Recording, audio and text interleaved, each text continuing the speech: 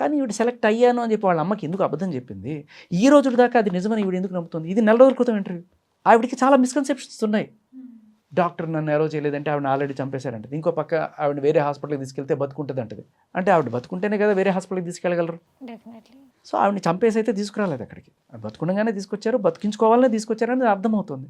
ఇక అత్యాచారం అంటారా, 6 గంటలకు మాట్లాడి 7:30 కల్లా హాస్పిటల్కి వచ్చేసారు వీళ్ళు. 6 గంటలకు మాట్లాడినప్పుడు కూడా హ్యాపీగా జరిగిందా?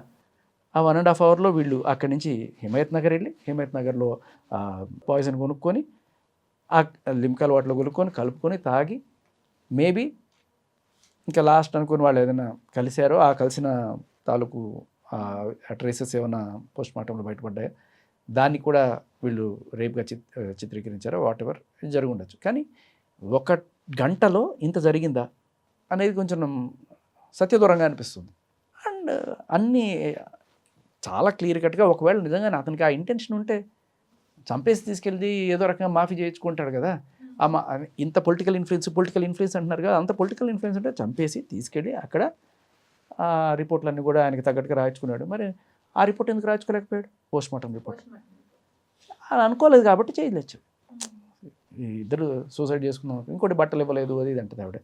బట్టలు ఆవిడ వెళ్ళే టయానికి ఆవిడకి ఆ పాయిజన్ ఎఫెక్ట్కి ప్యాంట్లోనే 1 or 2 అయిపోయినాయట. సో తీసిన తర్వాత ఏం చేస్తారు, వెంటనే డ్రెస్ కట్ చేసి పక్క తీసేసి గౌన్ ఏదో వేస్తారు, దాంట్లో తీసుకెళ్తారు, ఐసీయూకి తీసుకెళ్తారు. ఇది ఈ కంపు కొడుతుంటాయి కదా ఈ బట్టలన్నీ, అవన్నీ తీసుకెళ్ళి డస్ట్బిన్లో ఏదో డిస్పోజ్ చేసి ఉంటారు. దాన్ని ఎక్కడ పడేయాలి ఏంటి అనేది ఏ డాక్టర్ చెప్పండి. ఫస్ట్ డాక్టర్ ఫోకస్ అంతా ఆమెను సేవ్ చేయడం మీద ఉంటుంది.